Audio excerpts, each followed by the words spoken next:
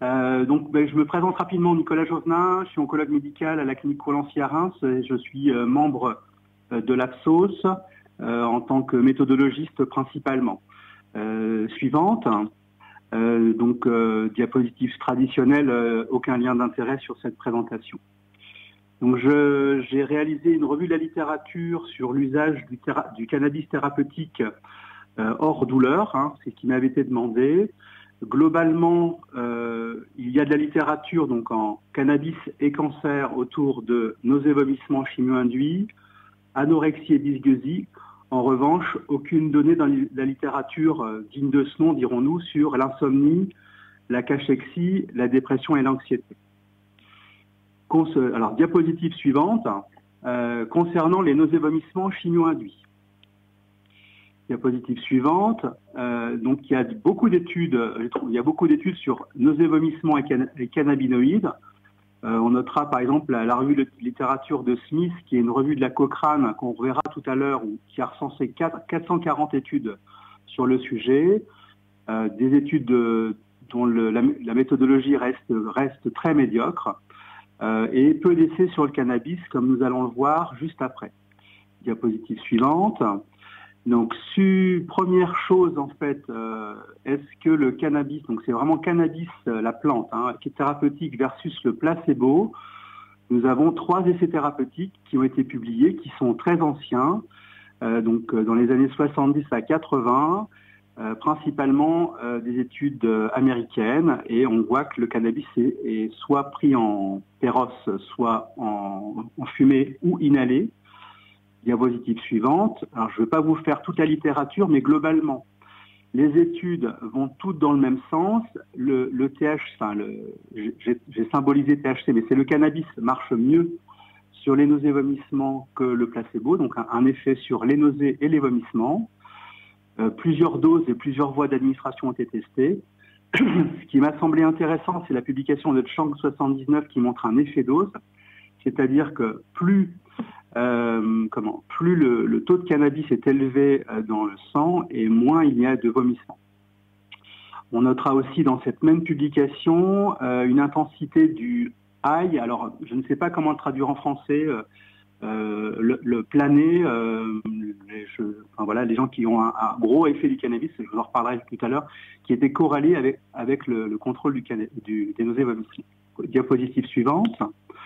Sur les effets secondaires, donc on a ce fameux high qui est les effets du cannabis, le rire facile, la joie intense, les troubles de la coordination fine, et puis ce que les fumeurs de cannabis appellent la prise de conscience accrue. On a aussi la somnolence, la bouche sèche, les vertiges, et puis de nombreux autres effets indésirables, beaucoup plus rares, comme les hallucinations, tachycardie, l'euphorie triste, la dysphorie, l'anxiété, la désorientation temporospatiale et la confusion ou la dépression.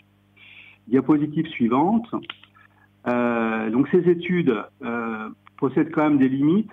Il n'y a que 2 essais cliniques randomisés et une étude descriptive avec des faibles effectifs, 22 et 15 patients pour les essais cliniques. Et puis ce sont des essais en crossover qui théoriquement doivent bénéficier d'une méthodologie un petit peu intéressante, mais là on sent bien que c'est des anciens essais, que la méthodologie des crossovers n'était pas encore bien maîtrisée à l'époque, avec un effet ordre qui n'a pas été pris en compte. L'effet ordre, c'est-à-dire que on sait que c'est important dans les nausées et vomissements de donner le meilleur médicament dès la première cure de chimio.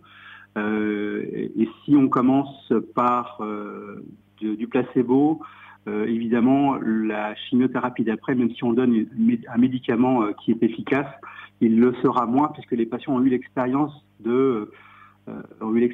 mauvaise expérience de nausées et vomissements au cours de la première chimio. Il y a un gros biais d'attrition avec beaucoup de pertes de patients, donc ça pose d'énormes problèmes méthodologiques. Et puis, dans l'étude de Salan, le deuxième essai, le crossover, j'ai mis permutation manquante, mais le crossover est fait de façon un petit peu étonnante. Donc, beaucoup de méfiance sur ces 2 essais. L'autre, c'est une étude descriptive. Alors, les questions qui restent en suspens, c'est est-ce que ça marche mieux que d'autres molécules antimétisantes? On en a quand même pas mal maintenant. Est-ce que ça marche en association? Et puis, est-ce qu'il y a des interactions avec la chimio? Est-ce qu'il vaut mieux du cannabis en capsule ou fumé ou inhalé? Et puis, quelles sont les doses optimales de THC pour avoir cet effet antiémétisant? Diapositive suivante. Alors, comparaison avec les autres molécules antiémétisantes, on a des études, diapositive suivante, versus la phénothiazine et versus un neuroleptique qui est l'allopéridol. Vous voyez un petit nombre d'études qui sont aussi des études assez anciennes. Vous noterez la publication de Musti, c'est la 4e ligne en 2001, mais qui en fait est une sorte de suite d'expériences américaines sur le cannabis fumé dans différents États américains dans les années 80. Donc il y a 5-6 expériences dans cette étude. Donc c'est que des études des années 80, 70-80. Diapositive suivante. Alors qu'est-ce que montrent ces études? Eh bien soit en prophylaxie primaire, soit en prophylaxie secondaire, et même en fonction des différentes doses et des voies d'administration testées, le cannabis thérapeutique marche bien mieux que le placebo. Ça marche aussi bien que la phénothiazine et à peu près aussi bien que l'allopéridol, ce qui avait été montré donc dans l'étude de Nedart. Concernant les effets secondaires, on a toujours la même chose, des highs, on a vu tout à l'heure, la somnolence, la bouche sèche, les vertiges, les pertes de contrôle émotionnel ou physique, hein, c'est les petits problèmes techniques sous cannabis. Dans ces études, diapositive suivante, on a des effectifs qui sont corrects, hein, on a vu 118, 165 patients. Alors le petit souci, c'est que la phénothiazine, c'est une molécule qui n'est pas utilisée en France dans les nausées et vomissements, donc on ne peut pas trop se faire une idée. C'est intéressant la comparaison avec l'allopéridol, puisque l'allopéridol est un neuroleptique et aujourd'hui, ça reste des médicaments qu'on utilise en deuxième intention, en profil secondaire, dans les nausées retardées. Le pouvoir émetteur. Alors, le problème, un des problèmes qu'on avait dans ces études-là, c'est que le pouvoir émettisant des molécules de chimiothérapie était complètement inhomogène. Donc, on avait des hautements, des moyennements. Et donc, ça pose un certain nombre de problèmes de comparabilité entre les groupes. Toujours ce fameux biais d'appréciation et toujours ce problème de non prise en compte de l'effet ordre dans les essais en crossover.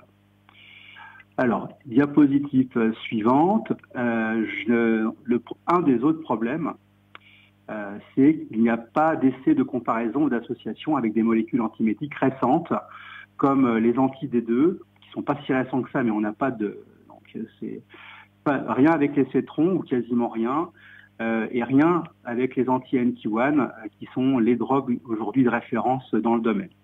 Alors, quelques éléments de réponse avec le THC synthétique. On a montré que le THC synthétique et le THC naturel étaient globalement équivalents ou non différents.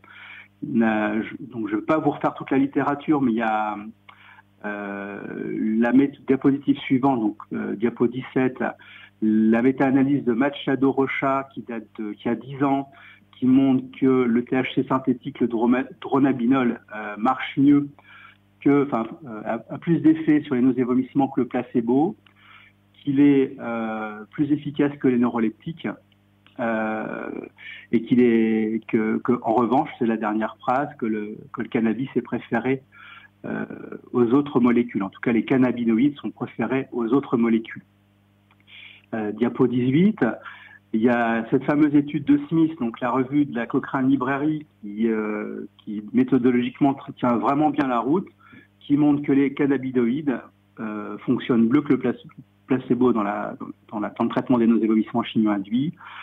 C'est globalement pareil avec la prochlorpérazine, hein, c'est la phénothiazine. En revanche, il fait la même conclusion, pas de données robustes avec les nouveaux antiémétiques. Et il conclut que les cannabinoïdes sont possiblement utiles dans le traitement donc, des nausées. J'ai trouvé un essai, diapositive suivante, qui compare dronabinol versus odancétron, donc un cétron, et son association.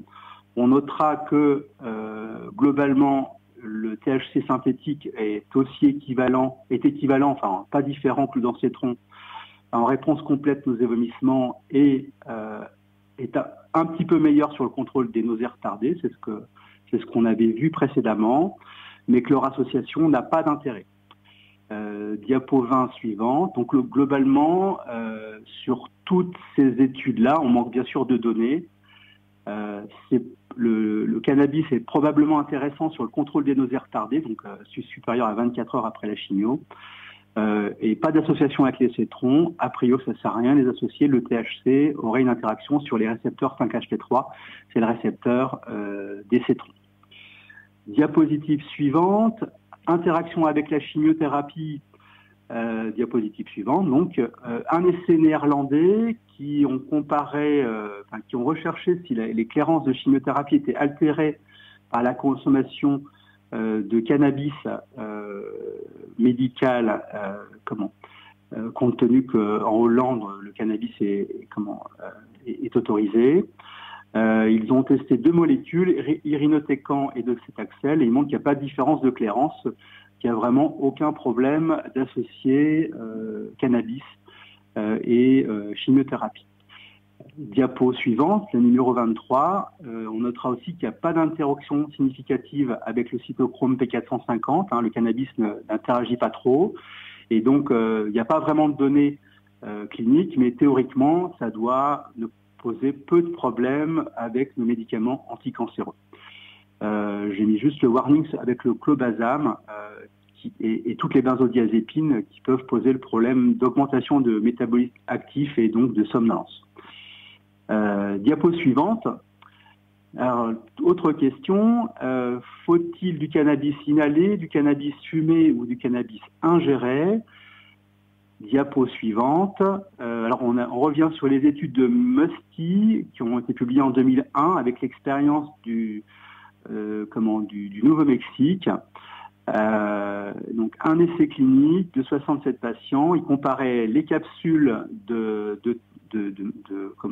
cannabis, donc qui étaient dans de l'huile, des capsules molles versus de la marijuana qui était fumée avant la chimiothérapie et pendant 5 jours. Diapositive suivante, et on montrait que globalement le cannabis inhalé était plus efficace sur les nausées-vomissements que le cannabis oral.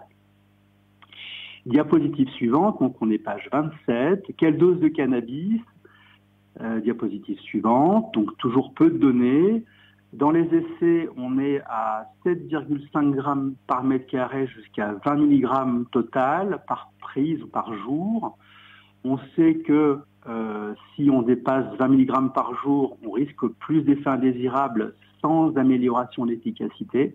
Il y a un très joli papier de Madame McCallum publié cette année qui fait le tour sur la consommation de cannabis. Et on propose une titration jusqu'à 15 mg par jour en une fois, c'est le BID, ou en 3 fois. C'est pas TIB, d'ailleurs c'est TID, il y a une erreur sur ma diapo. 3 fois dans un jour. Donc voilà sur nausées, vomissements chimio-induits. Donc je vous ferai la conclusion à la fin du diaporama. Sur anorexie et dysgeusie, diapositive 29, diapositive 30 maintenant, 3 essais principaux, 1 avec le cannabis et 2 avec du THC synthétique. Diapositive suivante, l'essai de Strasser publié en 2006 qui comparait extrait de cannabis, le THC, donc le dronabinol versus le placebo, sur l'appétit et la qualité de vie. Diapositive suivante, je n'ai pas besoin de vous mettre des chiffres, vous voyez que ça n'a pas montré d'efficacité. Je pense qu'il y a un problème de dose, les doses sont trop faibles. Diapositive suivante, sur la qualité de vie, ça n'a pas amélioré les choses non plus, c'est vraiment pareil, il n'y a pas de différence entre les 3 groupes. Diapositive suivante, l'essai a été fermé prématurément pour manque d'efficacité. 2 minutes, donc, 2 minutes s'il vous plaît. Oui. Merci. Oui. Ensuite, l'essai de Jatoy, là on est sur du cannabis, synthétique. Sur l'appétit et la prise de poids, diapositive suivante, on est diapositive 36. On voit qu'on améliore vraiment avec le mégestrol, mais très peu avec le dronabinol. Donc, a priori, sur l'appétit, c'est négatif. Diapositive 37, ça ne marche pas.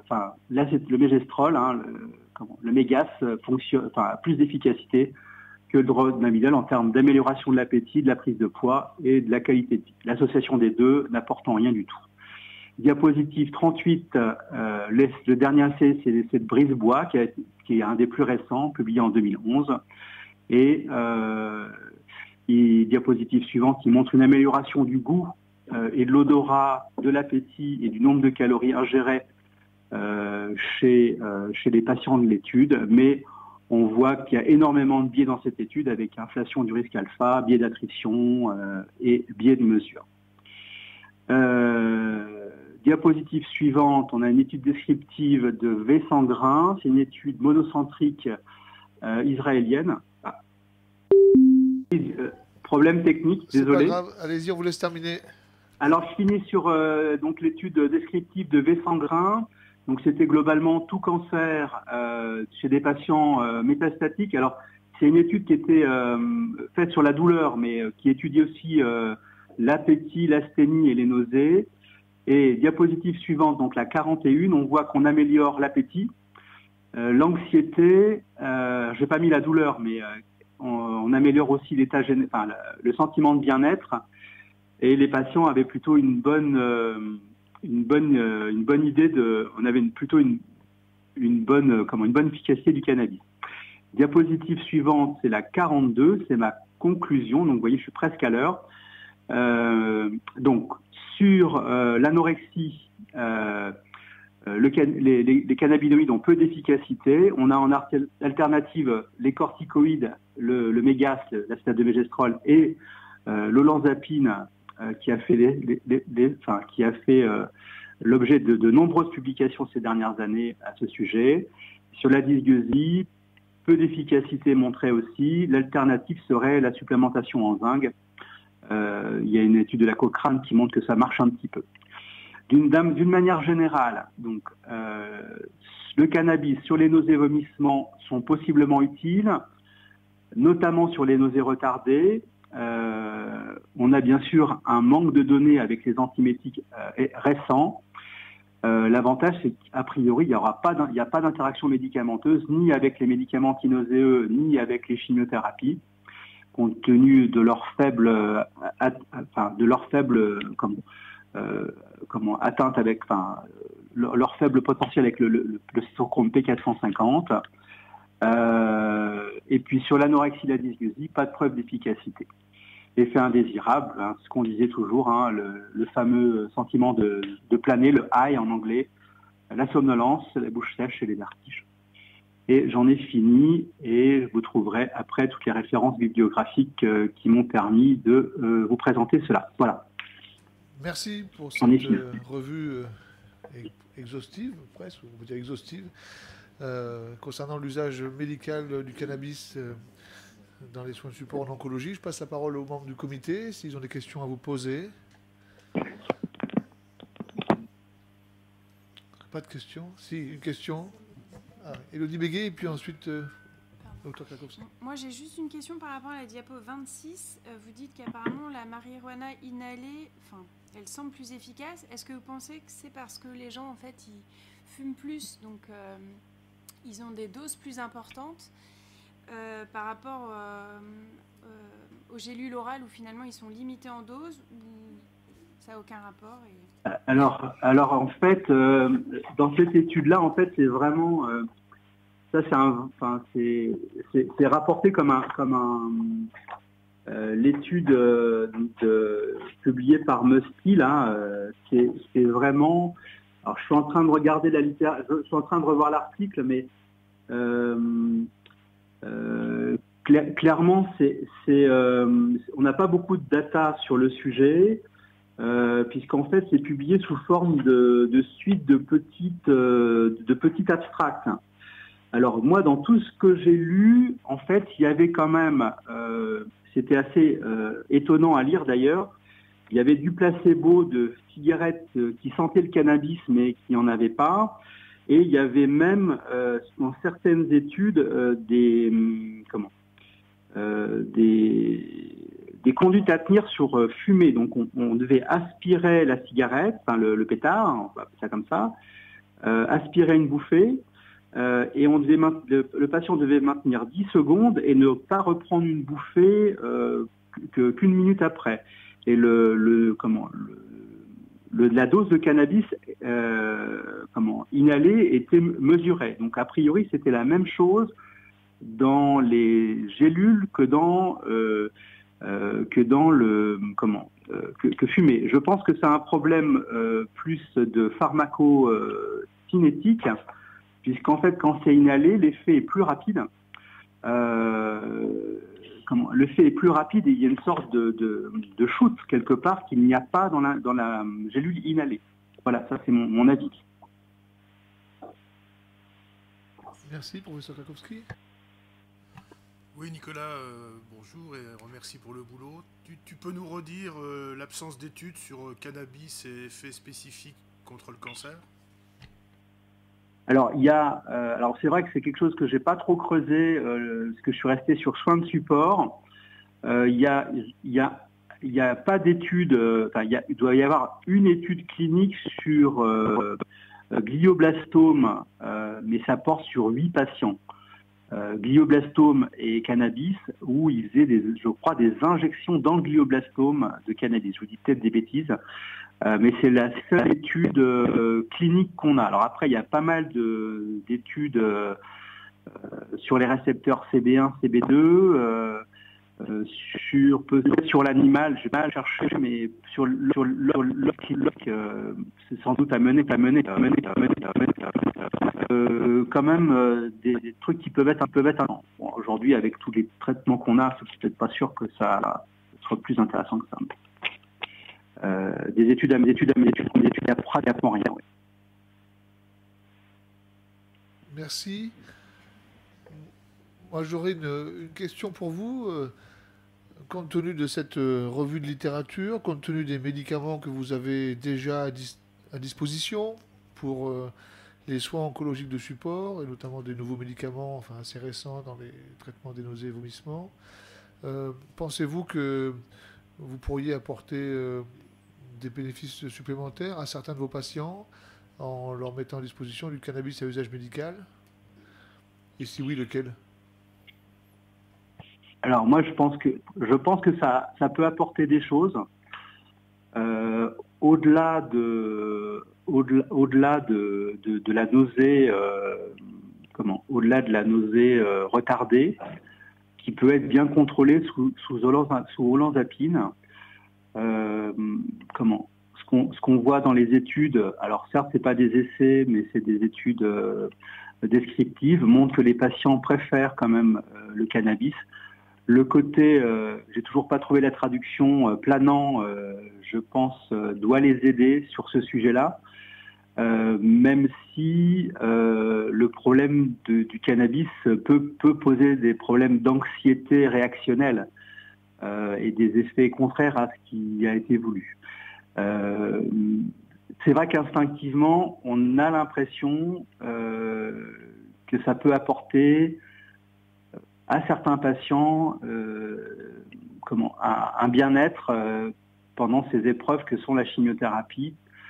Alors peut-être pas chez tout le monde, mais principalement plutôt les jeunes, mais ça peut apporter des choses. Des fois, on est vraiment en difficulté avec les nausées. On contrôle 90% des patients, mais on est souvent coincé et on ne sait plus trop quoi faire chez certains de nos patients qui ne sont pas bien pendant toute l'intercure.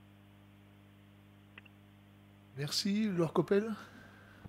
En fait, c'est pour aller un petit peu dans le même sens de la question de M. Autier, c'est-à-dire qu'en fait, on comprend qu'il y a un intérêt à ce type de produit, notamment pour les nausées et vomissements. Si j'ai bien compris, mais là je parle sous l'autorité de l'agence, il y a une AMM européenne du marinol dans ce cadre-là, les nausées et les vomissements sous chimiothérapie. Pour l'instant, on n'a pas d'ATU en France pour cette indication-là. Est-ce que ça semblerait utile de l'avoir, et si oui, est-ce que ce serait quand même utile d'avoir la plante médicinale, puisque peut-être justement il y a des effets plus larges que ceux attendus dans les nausées vomissements. Pour précision, il n'y a pas d'AMM. Pour le marinol, il n'y a pas d'AMM européenne. Ah bon? Non. Très bien, pardon, mais c'est ce qu'on m'avait dit. Alors justement, le but concernant les ATU, le but c'est de demander au laboratoire justement d'aller vers l'AMM, ce qui n'est pas le cas actuellement pour le marinol. Alors je ne sais plus dans quel pays, par contre, je crois que c'est aux États-Unis, peut-être au Canada qu'il y a une AMM, mais pas au niveau européen. D'accord. Nous, on a l'impression, enfin, dans tout ce que j'ai lu, on a l'impression qu'il y a des patients. En fait, le vrai problème que je vous ai dit au début, il y a des problèmes de biais d'attrition. C'est parce que les gens ne voulaient par exemple pas fumer ou ne pas consommer. Et on voit qu'il y a après des gens qui ne fument pas et qui ne veulent absolument pas inhaler, parce qu'on pourrait imaginer, pas forcément le fumer, mais l'inhaler avec de la cigarette électronique, par exemple. Je sais que ça se fait. Il y a des gens qui ne veulent pas inhaler. Donc je pense que les deux produits peuvent apporter un bénéfice, et ces deux voies d'administration qui sont différentes, avec des effets qui sont sur les nausées qui semblent à peu près équivalents, sauf qu'il y en a un qui marche plus vite que l'autre, on va dire. C'est un petit peu, j'allais vous dire, le patch du Rogesic, et puis un Pecfent transcutané qui a un effet rapide, un qui a un effet sur le long terme et un qui a un effet plutôt rapide. Donc les deux semblent intéressants et a priori n'ont pas les mêmes indications. On peut le prescrire entre guillemets ou le proposer dans des situations qui sont totalement différentes. Ok, merci beaucoup. On va s'arrêter là. Merci d'avoir participé aux travaux de ce comité et d'avoir répondu à ces questions. Avec plaisir. Bonne fin de journée. À vous aussi, bon courage pour vos débats. Merci, au revoir. Merci, au revoir.